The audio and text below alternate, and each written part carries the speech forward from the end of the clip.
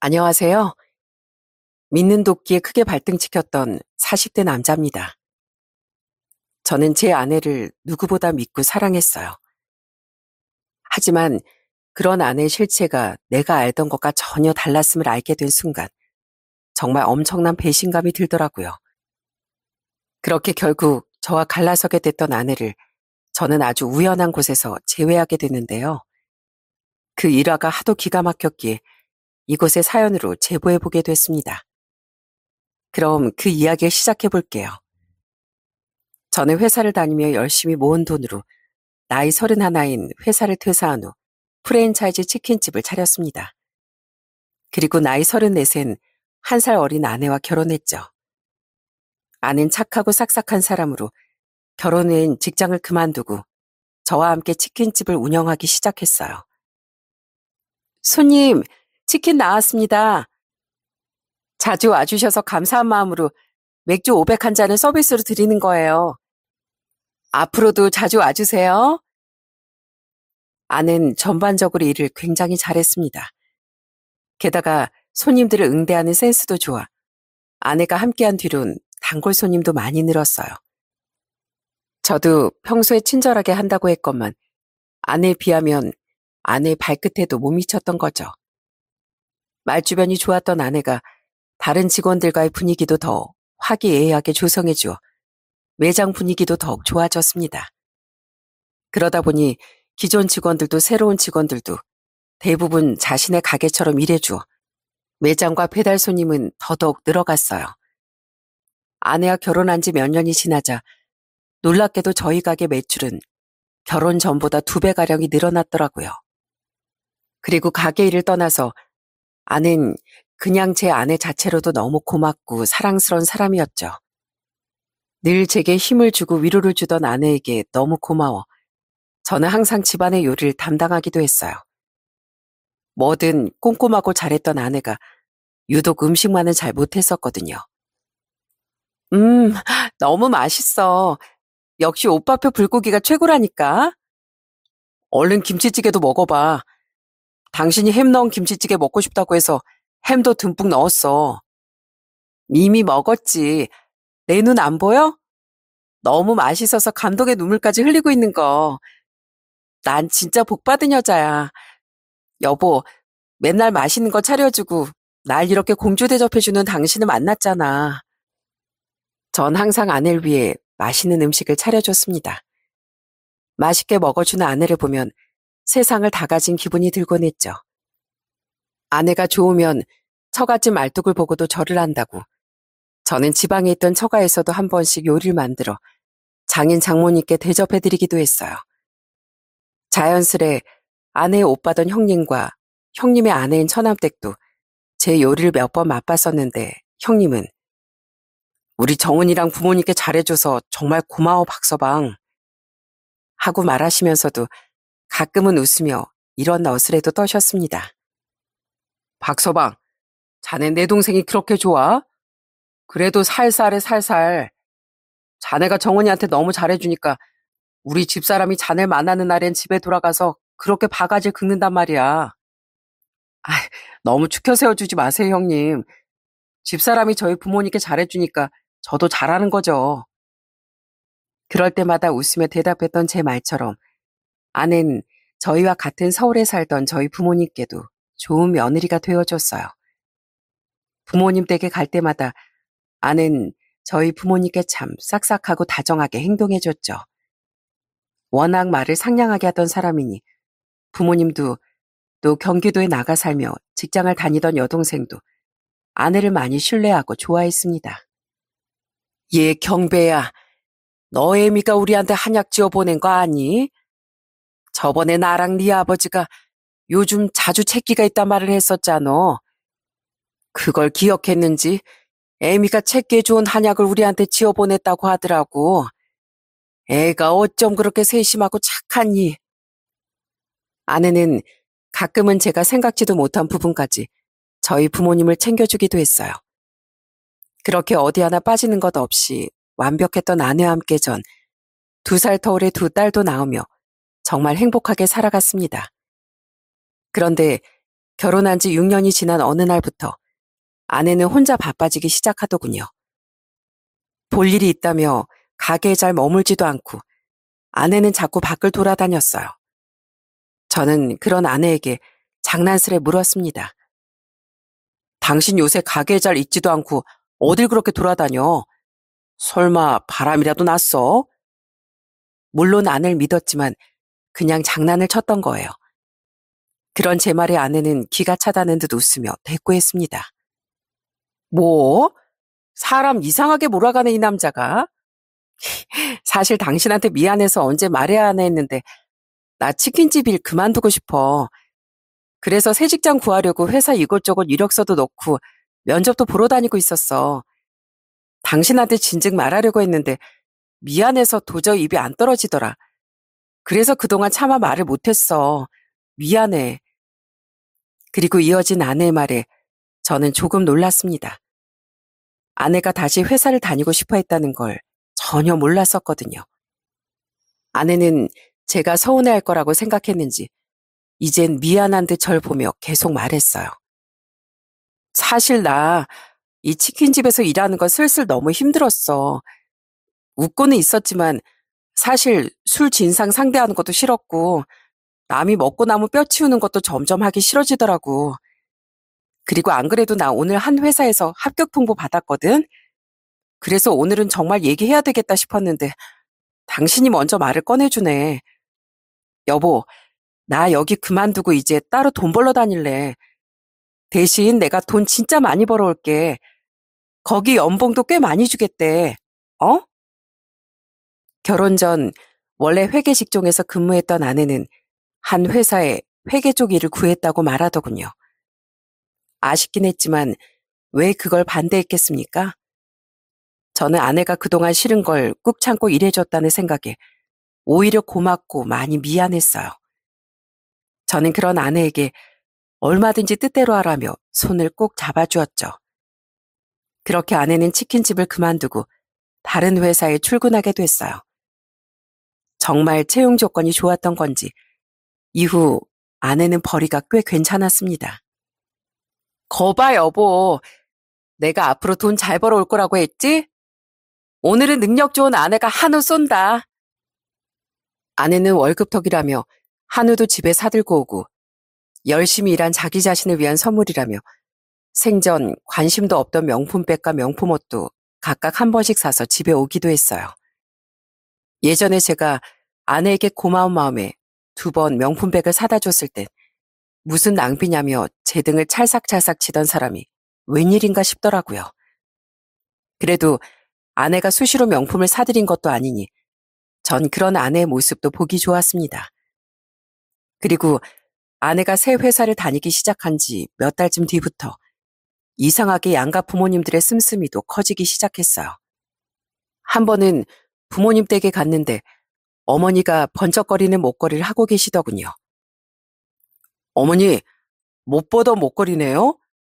야, 화려하고 예쁜데요? 그거 큐빅이에요? 큐빅은 무슨, 다 진짜지. 네?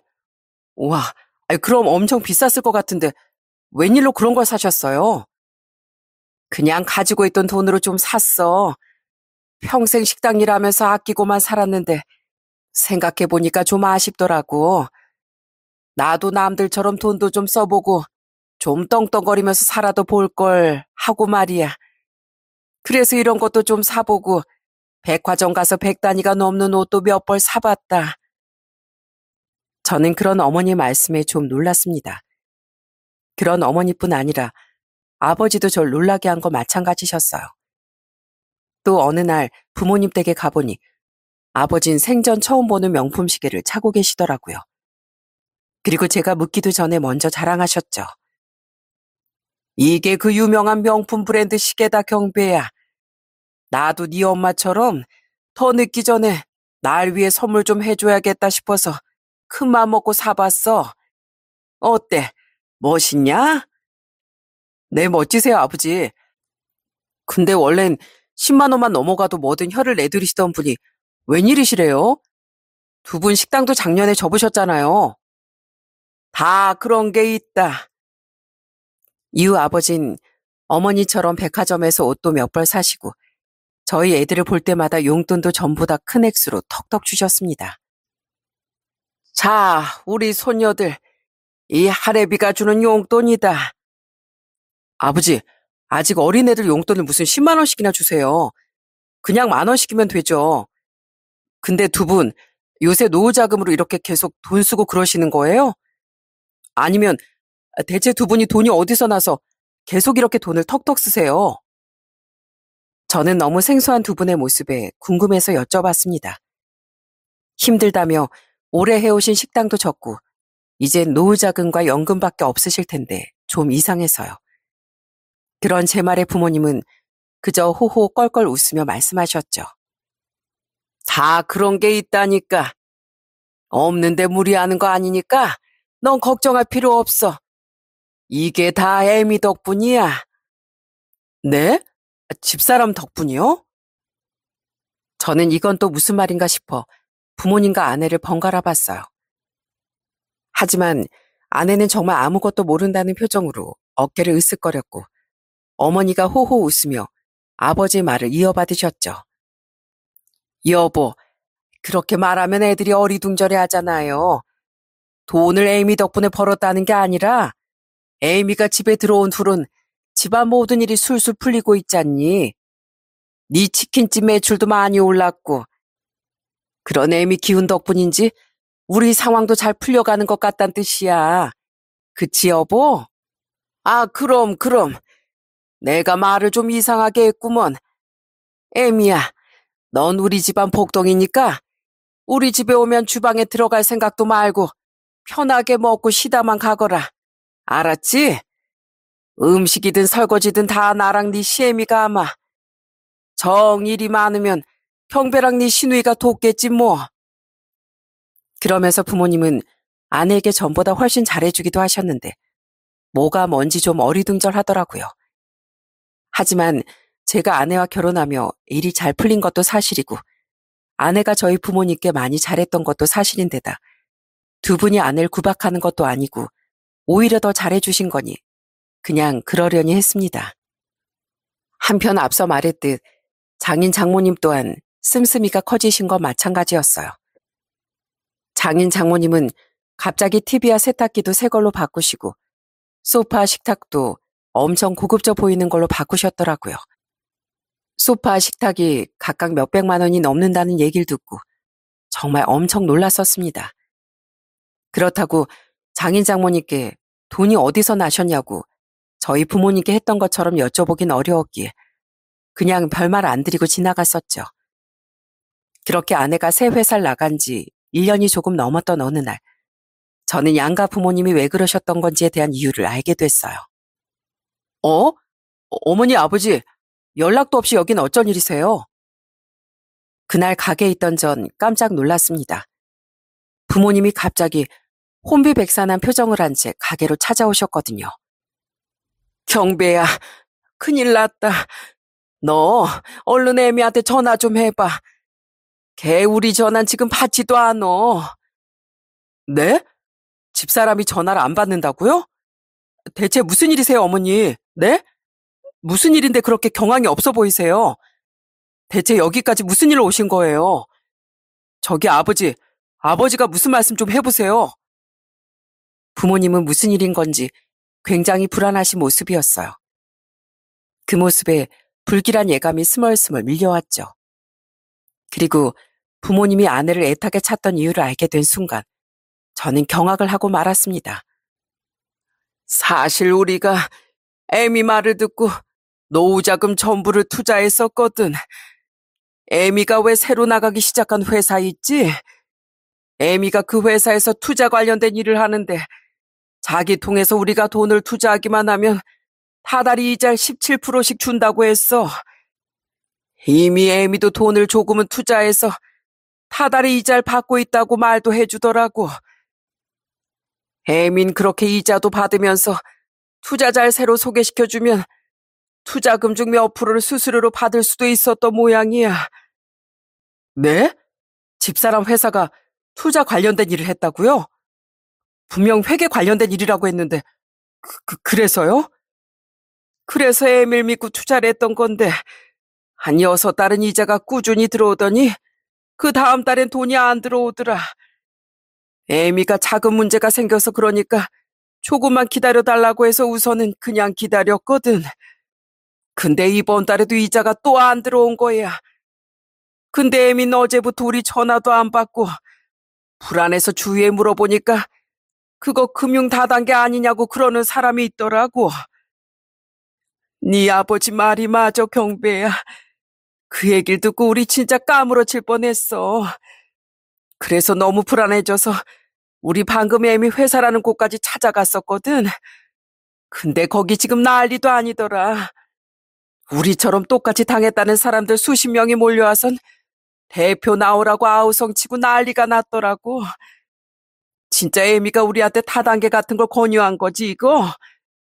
애미가 원래 얼마나 착하고 믿음직한 애니. 그래서 우린 애미를 믿었던 건데 이게 대체 무슨 날벼락이야? 머리를 한 대 맞은 듯 띵하더군요. 아무리 듣고 다시 생각해봐도 아내와 부모님이 손을 댄 건 다단계가 맞는 것 같더라고요.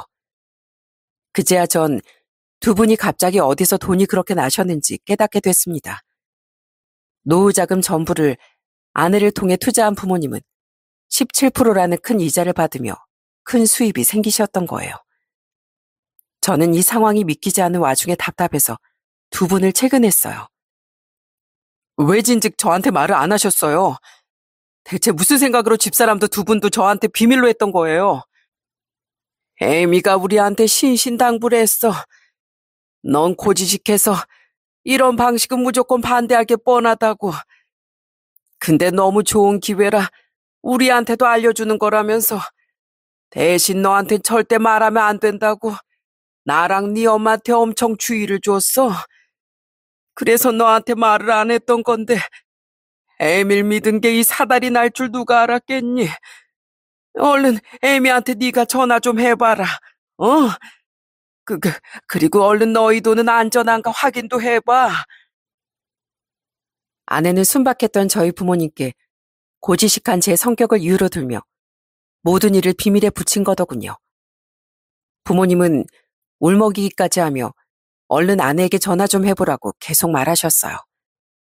하지만 분명 아침까지만 해도 아무렇지도 않게 출근했던 아내는 계속 제 전화를 받지 않았죠. 그리고 전 얼른 아내와 함께 들던 적금도 확인했는데 그 적금도 이미 깨져 있던 후더라고요. 아마 아내는 그 적금을 깨고 자신의 돈을 보태서 자신도 정말 투자를 한 것 같았습니다. 그나마 다행이었던 건 저희가 1년 반쯤 전 대출을 받아 작은 구축 아파트를 구매해 이사했기에 그 전에 목돈은 제 명의였던 아파트에 전부 들어간 뒤라는 거였어요. 저희 집안은 피해가 부모님만큼 크진 않았던 거죠. 전 우선 부모님과 함께 다시 아내 회사라는 곳으로 달려가 봤습니다. 두 분 말씀대로 회사 앞은 완전히 아비규환이었어요. 김 대표 나오라고 해. 내 돈 들고 대체 어디로 사라진 거야? 아휴, 내 돈, 그 돈이 어떤 돈인데. 문을 쾅쾅 치며 화를 내는 사람, 땅바닥에 주저앉아 오열하는 사람, 망연자실한 표정으로 중얼거리고 있는 사람 등 그곳엔 절망이 가득 차 있더군요. 전 부모님을 모시고 이번엔 집으로 가봤어요. 아내가 설마 집에 가 있을까 싶어서요. 하지만 그곳엔 더 큰 좌절이 기다리고 있었더라고요. 헤집어져 있는 옷장을 보니 아내는 간단한 짐을 싸서 집을 나가버린 것 같았죠. 세상에, 이게 무슨 일이냐? 애미 지금 도망간 거야? 저도 부모님도 정말 말을 잇지 못했습니다. 설상가상 몇 시간 뒤 이번엔 장인어른께서 제게 전화를 하셨어요. 박서방, 우리 정은이 지금 옆에 있나? 애가 연락이 안 돼, 연락이. 그때 전 최근 저희 부모님처럼 씀씀이가 커졌던 두 분의 행동을 기억해내곤 불안하게 여쭤봤습니다. 설마 집사람이 두 분께도 투자 권유를 했었어요? 지금 저희 부모님도 집사람이랑 연락이 안 된다면서 난리가 나셨어요. 뭐? 정은이 그것이 사돈 어른들한테까지 그랬다고? 세상에, 이게 무슨 죄송한 일이야. 우리도 지금 난리가 났네. 정은이 통해서 투자한 돈, 우리 전 재산이야, 전 재산. 심지어 우리 지금 지인들한테도 몰매 맞게 생겼어. 우린 지인들한테도 그 투자 권유를 직접 다녔단 말일세. 네? 이게 진짜 무슨 일이에요? 지금 집사람 제 전화도 안 받고요. 집에 와보니까 옷까지도 싸들고 아예 집을 나간 것 같아요. 뭐야? 정은이 망할 것이 아주 집안을 쑥대밭으로 만들어 놓고 도망을 가? 아유, 내 팔자야, 내 팔자. 정말 난리통이 따로 없었습니다. 장인어른은 전화를 끊지도 않고 아내를 향한 욕설을 퍼붓고 계시지. 옆에서 부모님은 땅을 치고 울고 계시지. 아내는 집을 나갔지. 정말 현실을 부정하고 싶은 마음뿐이었죠. 그 뒤 아내는 계속 집에 들어오지 않았고 저는 사방팔방 아내를 찾고 사건의 진위를 정확히 파악하려 뛰어다녔어요. 아내가 친 사고는 아주 심각했습니다. 아내는 양가 부모님뿐 아니라 자기 지인들에게도 투자를 권유하고 다녔더라고요. 피해를 입은 아내 지인들이 계속 집에 찾아오는 통에 전 안전을 위해 애들까지 부모님 집에 잠시 데려다 놓았죠. 그리고 아내는 딱 엿새 뒤 고개를 들지도 못하고 집에 들어왔더군요. 여보, 내가 미안해. 잘못했어. 당신 대체 뭐하다 이제 집에 들어오는 거야? 어? 지금 당신 한 사람 때문에 이게 다 무슨 일이야? 미안해. 나도 너무 무서워서 가족들 전화도 다 안 받고 숨기까지 했던 거야.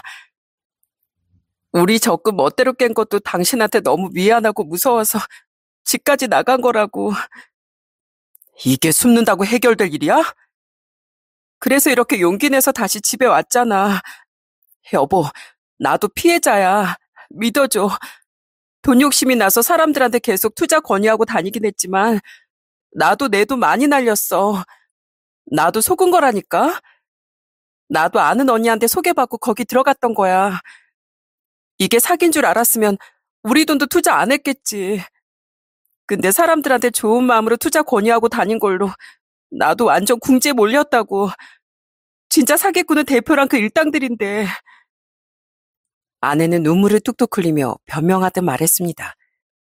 저는 그런 아내가 도저히 이해가 되지 않아 소리쳤어요. 누가 봐도 딱 다단계인데 왜 그런데 발을 담가? 당신 거기 다단계 회사인 거 알고 있었지? 알고 들어간 거잖아.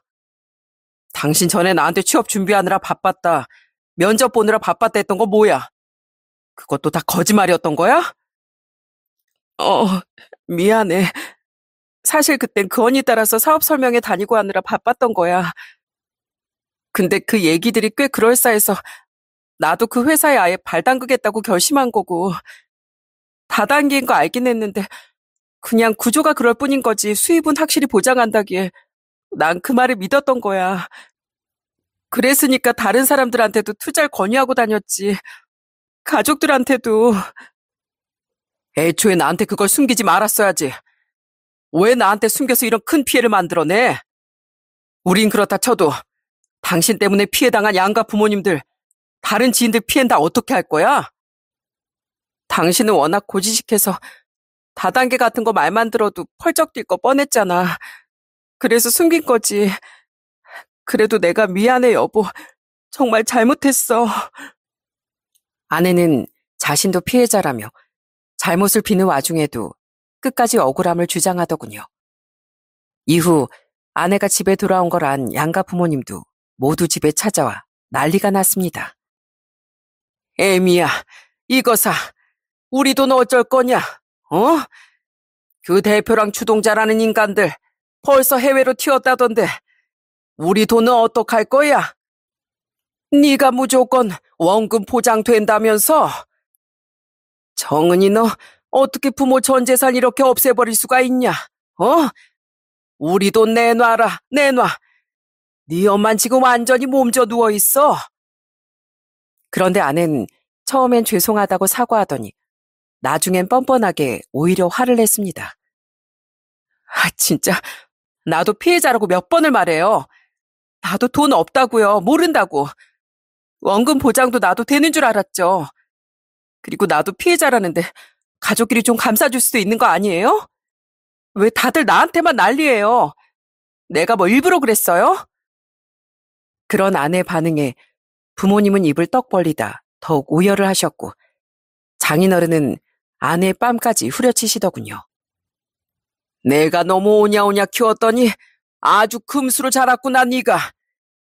어떻게든 갚겠습니다. 죄송합니다 하고 빌어도 모자랄 판에 너무하다고? 이제 노후 즐기면서 살 날만 남았던 우리 돈을 모조리 휴지 조각으로 만들어 놓고 지금 그런 말이 나와? 너 우리 돈 못 갚으면 영영 부모 자식 영 끊길 줄 알아. 끊어요, 끊어. 끊으면 되잖아요. 난 진짜 돈 없다고요. 와, 정말 제가 알던 그 아내가 맞나 싶었어요. 부모님들이 돌아가신 후 저는 기가 차서 아내에게 더 크게 화를 냈습니다. 당신 부모님들 앞에서 뭐가 그렇게 당당해? 어? 지금 당신이 우리 적금까지 거기에 꼬라박고 날려버려서 내가 조금이라도 대신 갚아드리지도 못한 이 상황이 난 너무 죄송해 돌아가시겠는데. 그런데 아내는 이젠 제게도 적반하장으로 더 빽소리를 지르며 발악하더라고요. 당신도 그만 좀 해. 양가 부모님께도 충분히 죄송하다고 말했고 우리 집 재산 당신 몰래 투자했다가 날려먹은 것도 미안하다고 했잖아. 여기서 뭘 더 어떡하라고. 솔직히 나 미안하다고는 했지만 당신한테 별로 미안하지도 않았어. 뭐? 안 미안했다고? 그래. 솔직히 당신 치킨집 내 덕분에 매출 엄청 올랐었잖아. 그럼 우리 집 재산 형성하는데 내 공이 훨씬 컸던 거 아니야? 전부는 아니어도 대부분 내 덕에 번 돈들 내가 멋대로 투자한 게 그렇게 당신한테 미안할 일이야? 따지고 보면 아니잖아. 근데 내가 왜 당신한테 미안해야 돼? 그래도 예의상 미안하다고 몇 번 해줬으면 된 일이지. 왜 자꾸 날 죄인처럼 몰아가냐고. 그래, 당신 덕에 치킨집 전보다 훨씬 잘 됐던 거 맞아. 그렇다고 난 뭐 놀았어? 나도 열심히 일했어. 당신한테 항상 고마워서 선물도 자주 했고 처가에도 잘했다고. 그렇게 일일이 따지고 들면 애초에 내가 치킨집을 안 차렸으면 어차피 우린 그만한 돈 벌지도 못했던 거 아니야? 근데 어떻게 나한테 미안하지도 않았다는 말이 나와? 사실 제게 별로 미안하지도 않았다는 아내의 말에 정말 말문이 막혔습니다. 사람이 너무 큰 죄책감에 해탈을 한 건지 아니면 원래 이런 사람이었는지 알 수 없었지만 분명한 건 아내는 더 이상 제가 알고 있던 아내가 아니었다는 겁니다. 그와 별개로 아내는 결국 피해자들에게 고소당하는 걸 피하지 못했어요. 그래도 진짜 아내도 피해자긴 피해자였다는 사실이 밝혀져 아내는 교도소에 가진 않았어요. 이후 해외로 도피한 주동자들이 잡히긴 잡혔지만 결국 양가 부모님을 포함한 피해자들은 거의 피해 보상을 받을 수가 없었죠. 결국 아내를 없는 자식 치기로 한 장인 장모님은 유일하게 남은 재산인 사시던 비싼 아파트를 팔아 피해자였던 자신들의 지인과 아내 지인들에게 돈을 갚아주셨어요. 아내가 싼 똥을 장인 장모님이 치워주신 겁니다.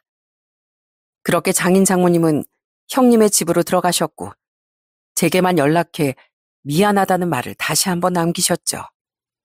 다 필요 없고 당신도 양심이 있으면 일을 해서 양가 부모님께 돈을 갚아야 할 거 아니야? 근데 왜 일도 안 하고 이러고 있는 거야? 저는 이미 너무 크게 실망한 아내에게 우선 어떻게든 일을 해서 돈을 갚아나가라고 채근했습니다. 연을 끊은 장인 장모님께도 망연자실했던 저희 부모님께도요. 하지만 아내는 그날 이후 일은 할 생각도 않고 띵가띵가 집에서 놀기만 하더라고요. 제가 아무리 화를 내도 말입니다. 그랬으니 아내에 대한 제 분노는 더 커져가고 있었는데 그 와중에 아내는 이딴 말까지 해댔어요. 따지고 보면 우리 부모님도 어머님 아버님도 다 자업자득 아니야? 내 말만 듣고 잘 알아보지도 않고 투자한 사람들이 잘못이지. 내가 뭐 부모님들 통장에 손 쑥 넣어서 억지로 돈 꺼내오기라도 했어? 아니잖아. 나도 돈 잃어서 배 아파 돌아가시겠는데 그 돈을 왜 내가 다 갚아줘야 돼? 우리 집 돈도 전에 내가 말했듯이 어차피 내가 벌었던 돈 내가 까먹은 건데 굳이 내가 당신한테 부채감 가지고 돈을 벌어와야 할 필요가 있어? 와, 세상에 이런 뻔뻔한 여자가 있나 싶었습니다. 전 아내가 그렇게 큰 사고를 쳤더라도 원래는 가족에게 너무 잘했던 아내를 어떻게든 용서하고 살아볼 생각도 했었어요. 아내가 잠시나마 반성하는 척이라도 했었으니까요.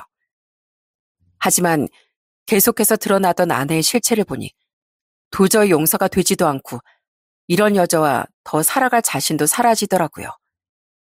저는 너무 화가 나 예전 장인어른처럼 아내의 따귀를 날려버렸습니다. 아, 당신 지금 나 쳤어? 그래, 쳤다. 미안함도 모르는 인간한텐 이렇게 직접적으로 벌이라도 줘야 하니까. 사람이 엄치라는 게 있어야지. 당신은 내가 본 사람 중에 제일 최악이고 끔찍한 인간이야. 그래서 뭐 어쩌라고? 나 당장 경찰에 신고할 거야. 아내는 끝까지 미안하단 말은커녕 저를 경찰에 신고까지 해버리더군요. 이후 저는 훈방 조치가 되긴 했지만 더 이상 이런 여자와 못 산다고 생각해 아내에게 이혼을 선언했어요. 아내는 그런 제게 눈을 더욱 뒤집어 까며 큰 소리를 치더라고요. 그래, 해, 이혼. 하면 되지. 누가 무섭대? 당신 끝까지 정말 최악이다. 내가 당신 같은 여자 실체도 몰라보고 여태 같이 살았다는 사실이 아주 구역질이 난다. 그렇게 전 아내와 이혼하게 됐습니다. 아내에게 피해당한 돈을 받을 방법은 도저히 없었기에 전 이렇게 생각하며 체념했어요. 그래, 어쨌든 애들 엄마 덕분에 치킨집이 그만큼 잘 될 수 있었던 건 사실이니까 그동안 애들 엄마 덕에 벌었던 돈들이 미리 받은 위자료였다고 생각하자. 그나마 남은 약간의 재산과 집은 당연히 제 몫으로 남았고 애들 양육권도 당연히 제가 가져올 수 있었어요. 아내는 아이들의 양육비도 제게 다달이 지급하게 됐죠. 아이 한 명당 50만 원씩 해서 다달이 100만 원씩을요. 하지만 아내는 마지막까지도 자긴 잘못한 게 없다는 입장을 고수했기에 아내를 마지막으로 본 날 전 경멸에 찬 마지막 말을 날려줬어요. 세상엔 잘못을 저질러도 언젠간 용서받을 수 있는 사람이 있고 없는 사람이 있어. 진심으로 뉘우치고 속죄하려고 노력하는 사람과 그렇지 않은 사람의 차이란 말이야. 알아들어? 근데 당신은 완전히 후자야. 분명히 말하는데 당신 언젠간 사람들한테 피해준 거에 대한 죄값 아주 달게 받게 될 거야. 세상엔 업보라는 게 있으니까. 그때 가서 어디 피눈물 철철 흘리면서 후회해봐. 이후 전 쫄딱 잃게 된 부모님의 노후 자금을 갚아드리기 위해 아예 집을 팔아버렸습니다. 그렇게 부모님께 돈을 갚고 많이 남았던 집 대출금도 갚은 뒤 아이들과 부모님 집으로 들어가 살게 됐죠. 부모님은 그런 제 결정에 처음엔 돈을 받지 않으려 하셨지만 제가 저로 인해 생긴 일이니 책임지게 해달라고 한참을 졸라 결국 제 뜻을 받아들여 주신 거예요. 그렇게 이혼의 아픔을 딛고 저는 다시 살아가기 시작했습니다. 한편 전처는 제 예상보다 훨씬 뻔뻔한 사람이었더군요. 전처는 이혼한 지 4개월 만에 이혼한 지 얼마나 됐다고 다른 남자와 다정히 찍은 사진을 자기 메신저 프로필 사진으로 올려놨더라고요. 그 뒤로도 전처는 그 남자와 같이 여행 간 사진, 같이 레스토랑에 간 사진들로 수시로 프로필 사진을 바꿔버렸어요. 정말 어쩜 이렇게 사람이 죄책감도 없고 뻔뻔할까 싶었죠. 그냥 그게 전처의 실체였던 겁니다. 그 후로도 전처는 꾸준히 남자를 바꿔가며 계속 다른 남자들과 찍은 사진을 프로필 사진으로 한 번씩 바꾸곤 했습니다. 그래도 양육비는 꼬박꼬박 들어왔으니 저는 신경 쓰지 않고 제 인생만 열심히 살아갔어요. 그렇게 5년 정도가 지났죠. 그 사이 저는 잘 되던 치킨집을 폐업하고 택시 운전사로 일하고 있었습니다. 인생에 막아 낀 건지 이혼 후 갑자기 가게 주변 상권이 망하기 시작하더니 그 와중에 타 브랜드 치킨집은 또 2군데나 생겼었거든요. 결국 적자의 적자를 보던 전 치킨집을 접고 다른 길을 찾았던 거죠. 대체 뭐 하자는 거야? 진짜 배째라 이거야? 그런데 어느 날부터 전처에게서 양육비가 들어오지 않더군요. 무려 4개월씩이나요. 게다가 전처는 제 연락도 받지 않았습니다. 가뜩이나 계속 애들이 커가서 돈은 더 필요한데 벌이는 많지 않던 상황이라 참 곤란했습니다. 소송을 걸어야 하나 싶어 저는 소송 과정도 알아보고 있었어요. 그런데 그 와중에 저는 원수를 외나무 다리에서 만나게 됐습니다. 바로 그렇게 제 연락을 피하던 전처를 만나게 된 거예요. 그날 전 수서역 앞에서 손님을 태우려 대기하고 있었어요. 안녕하세요, 사장님. 저희 짐이 있어서 그러는데 트렁크 좀 열어주시겠어요? 그때 한 남자 손님이 조수석 유리창을 두드리며 제게 트렁크를 열어달라고 하더군요. 저는 트렁크를 열어준 뒤 도와주러 내리려 사이드 미러로 뒤를 살펴봤습니다. 하지만 제가 내리기도 전에 그 남잔 일행인 한 여자와 함께 캐리어를 이미 싣고 트렁크를 닫고 있더라고요. 그렇게 캐리어를 실은 남녀 손님을 태우고 저는 목적지인 잠실로 출발했어요. 그런데 아무리 생각해도 아까 슬쩍 본 여자 손님의 얼굴이 너무 낯이 익더군요. 저는 백미러로 슬쩍 여자 손님의 얼굴을 확인했는데요. 그 여자의 얼굴을 제대로 확인한 순간 속으로 엄청 경악했습니다. 그 사람은 바로 5년 만에 보는 전처더라고요. 원수는 외나무 다리에서 만난다더니 세상에 어떻게 이런 우연이 다 있나 하는 생각을 하며 저는 우선 계속 차를 운전했습니다. 이걸 언제 아는 체를 해야 하나 갑자기 닥친 상황이라 머리가 복잡했던 거죠. 그렇게 차를 달리며 저는 자연스레 뒷자리에서 들려오는 대화를 모두 듣게 됐는데 전처와 그 남자는 얼마 전 결혼을 한 듯 했어요. 그날은 둘이 부산에 놀러 갔다가 기차를 타고 서울로 돌아온 뒤 집으로 향하는 길인 것 같더라고요. 부산 너무 좋았다. 그치, 여보? 그러게, 얼마 전에 갔던 신혼여행도 좋았는데 이번 여행도 너무 좋았어. 여행지가 좋았다는 거야? 내가 좋았던 거야? 당연히 정은이 너랑 있어서 좋았던 거지. 아이, 정은이라니. 아직도 여보란 말이 입에 안 익었어? 여보라고 해야지. 우린 이제 부부잖아. 알았어, 알았어. 앞으로는 꼭 여보라고 부를게. 내가 사별한 지 너무 오래돼서 여보란 말이 입에 잘 안 익나 봐. 알았어. 앞으로 나 지켜본다. 나 오늘 집에 가서 파스타 해주라, 여보. 파스타에 와인 한잔 하면서 분위기 좀 잡아보자. 나 당신 아이도 너무 갖고 싶단 말이야. 난 아이가 없어서 평생 내 애 갖는 게 소원이었어. 전 남편하고 사이에선 전 남편 문제 때문에 애가 없었으니까. 하긴 그 술만 먹으면 개 되는 인간이랑은 애가 안 생겼던 게 오히려 다행이었지 뭐. 요샌 40대 중반에도 병원 다니고 노력하면 애 생기는 여자들 꽤 많다니까. 우리 앞으로 많이 노력해보자. 알았지? 그런데 그들의 대화를 들어보니 와, 정말 토악질이 날 것 같더군요. 못 본 새 전처는 이젠 진짜 사기꾼이 되어 있더라고요. 그 남잔 사별한 남자였던 것 같은데 전처는 그 남자에게 이혼 사실까지는 안 숨겼었나 봅니다. 하지만 그 외엔 자신에게 딸이 둘이나 있었던 것도 저와 이혼 사유도 전부 다 속이고 있더라고요. 그 와중에 새 남편이란 사람에게 그렇게 콧소리를 해대는데 진짜 가증스럽기도 하고 한편으로 너무 웃기기도 했어요. 그래서 저도 모르게 푸하하 하고 웃어버리고 말았죠. 기사님, 지금 설마 우리 대화 듣고 웃으시는 거예요? 그런 제 웃음소리에 전처가 불쾌한 말투로 묻더군요. 저는 웃음기를 지우지 않고 말했어요. 아, 네. 좀 웃겨서 웃었네요. 근데 손님, 저 모르세요? 네? 아저씨가 누군데요? 제 말에 전처는 의아한 듯 백미러로 제 얼굴을 살피는 것 같았습니다. 때마침 그때 신호에 걸렸기에 저는 선글라스를 벗고 뒤를 돌아보며 말했어요. 나야, 박경배. 야, 세상 참 좁다. 당신을 여기서 다 만나네. 당신이 여기 왜? 왜긴 지금 택시기사로 일하고 있으니까 여기 있지. 여보, 이 사람 누구야? 누군데 그렇게 놀라?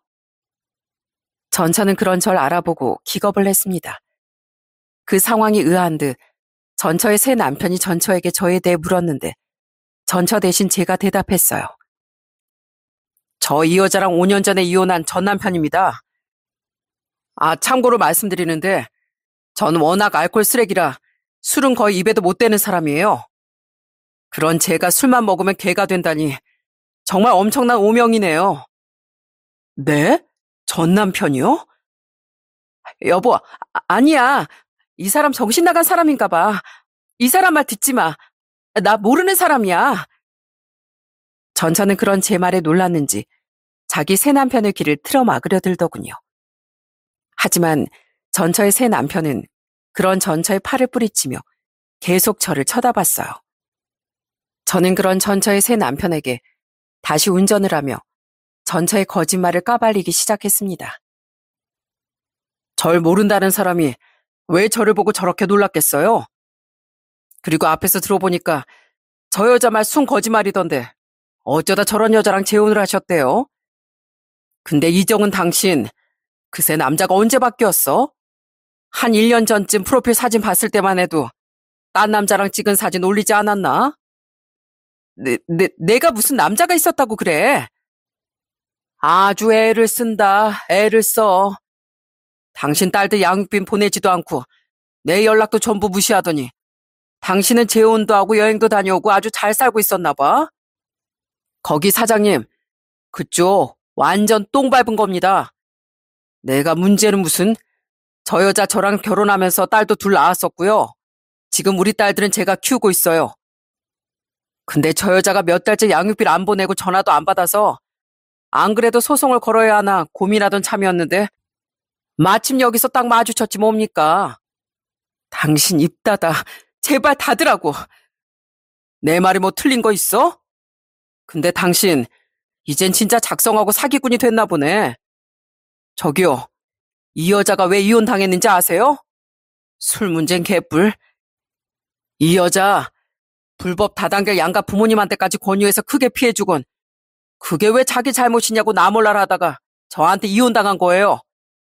저 여자 때문에 망한 사람이 한둘이 아니고 저 여잔 그 일로 자기 부모님한테 절연까지 당했었어요. 예? 여보, 당신 부모님 지금 미국에 계시다고 했잖아. 그리고 얘랑 다단계는 다 무슨 말이야? 그 남잔 엄청나게 혼란스러운 듯 전처에게 묻더군요. 전처는 무슨 변명도 못하고 발만 동동 구르다 차가 마침 횡단보도 앞에 멈춰선 사이에 얼른 차문을 열고 내려버렸어요. 여보, 저기요 기사님, 저한테 연락처 좀 주시겠어요? 네, 언제든 연락 주세요. 근데 손님, 택시비는 지불하셔야죠. 맞다.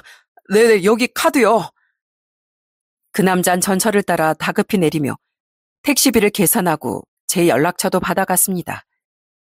저는 그 남자가 무조건 제게 다시 연락할 거라고 생각해 여유롭게 연락처를 주고 트렁크를 열어 캐리어도 직접 내려줬죠. 아니나 다를까 몇 시간 뒤 그 남잔 제게 연락을 해왔어요. 그렇게 다시 만난 자리에서 저는 전처와 일을 하나도 빠짐없이 말해줬습니다. 그 남자가 믿지 않을까봐 집에 있던 전처와 애들과 함께 찍었던 사진들도 전부 보여주면서요. 원한다면 저희 부모님이나 전 장인 장모님과 통화도 시켜드릴 수 있습니다.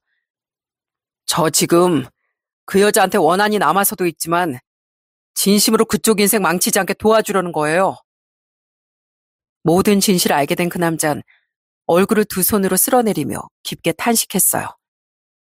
들어보니 50대 초반이던 그 남잔 직업도 전문직에 집도 꽤 잘 살던 유능한 남자더군요. 전처와는 우연히 만나게 된 모양인데 전처는 자신의 정치에 대한 모든 걸 속였더라고요. 제가 알기로 전처는 지방의 4년제 대학을 나왔었는데 그 남자에겐 서울의 유명 여대를 나온 뒤 석사까지 마치고 대기업을 다녔다고 거짓말을 했다고 해요. 그러다 이젠 자기 사업을 해보고 싶어 회사를 그만두고 잠시 쉬고 있었다고 말했다고 합니다. 전 아내가 너무 멋있어 보였었어요. 제 이상형이 똑똑하고 주관 확실한 여자였거든요.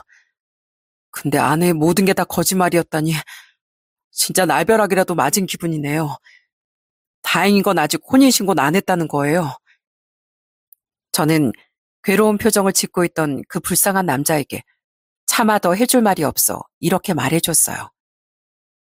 그 여자가 그쪽에게 의도적으로 접근해서 돈을 뜯어내려고 한 건지 아니면 거짓말로 접근하긴 했지만 그쪽이랑 결혼해서 평생 잘 먹고 잘 살려고 한 건지 모르겠네요.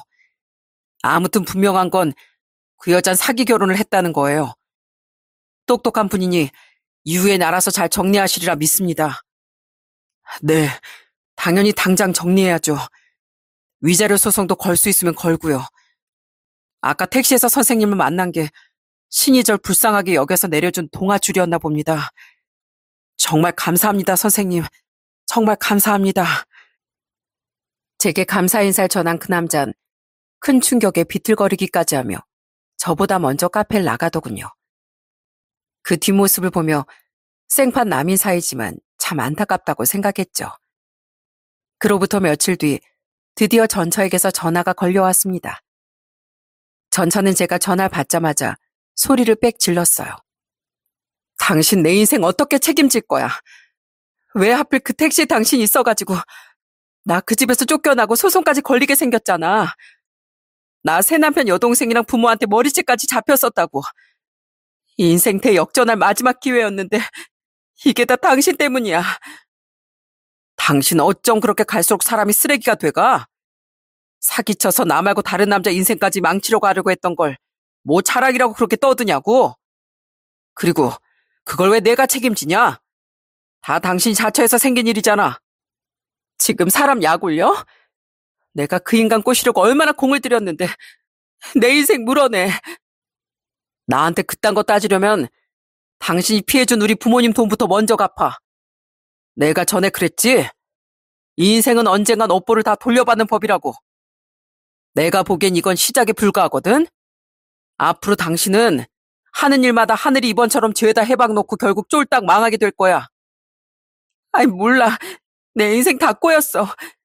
이 나이에 다가오는 놈이라곤 순 놈팽이밖에 없었는데 이제 또 누굴 어디서 어떻게 만나냐고. 끊어. 그 남자에게 쫓겨난 뒤 그 남자 가족에게 머리채까지 뜯긴 데다 소송까지 걸리게 생긴 전처는 제게 화풀이를 하려 전화했던 겁니다. 저는 그냥 전화를 끊어버리려던 전처를 불렀어요. 잠깐만. 그냥 끊으면 안 되지. 왜? 또 뭐? 여태 밀린 우리 애들 양육비는 줘야 할 거 아니야? 진짜 나랑 법정 싸움 하기 싫으면 당장 내놔라. 어? 양육비? 아이 진짜 아주 첩첩산중이네. 지금 불난 집에 부채질해? 나 진짜 돈 없다고. 없는 돈이라도 만들어내서 당장 내놔. 당신이 언제까지 무책임하게 도망 다닐 수 있을 것 같아? 세상이 그렇게 만만한 줄 알아? 어림도 없어. 저는 전처에게 양육비를 당장 내놓으라고 요구했습니다. 전처는 진짜 돈이 없다고 펑펑 울었지만 저는 전혀 개의치 않았죠. 그게 바로 얼마 전의 일입니다. 전처는 아직도 제게 딸들의 양육비를 주지 않고 있어요. 그렇게 버티면 될 줄 착각하고 있는 모양인데 어림없는 소리였죠. 저는 지금 변호사를 선임해 전처에게 양육비 청구 소송을 걸기 위해 준비하고 있는 중입니다. 요즘엔 양육비를 미지급하면 출국 정지까지 될 수 있다던데 전 우리나라의 좋은 법을 어떻게든 영리하게 이용해 전처에게서 양육비를 끝까지 받아낼 생각이에요. 남에게 피해 주길 우습게 하는 그런 인간에게 세상은 절대 호락호락하지 않다는 걸 꼭 보여주고 싶으니까요. 부디 일이 잘 되어 전처가 저에게 양육비도 토해내고 새 남편이었던 그 남자에게 위자료도 꼭 지급하게 됐으면 하는 바람입니다. 잘못을 했으면 끝까지 용서를 빌고 책임을 지는 것. 그것이 바로 바람직한 가해자의 태도라고 생각합니다. 그렇게 속죄하려는 태도조차 지니지 못한다면 결국 하늘의 분노를 사게 되는 것 같아요. 수많은 택시 중 하필 제 택시에 올라타 실체를 들켜버린 제 전처처럼 말이죠. 뉘우침과 속죄는 하늘이 천벌을 내리기 전 마지막으로 주는 기회라는 걸 이 사연을 끝내며 꼭 이야기하고 싶습니다. 그럼 전 이만 여기서 사연을 마무리할게요. 제 이야기에 끝까지 귀 기울여 주셔서 감사드립니다. 전 앞으로도 과거의 상처를 딛고 저희 아이들을 잘 키우며 열심히 살아갈 테니 여러분께도 항상 좋은 날만 가득하시길 바랍니다.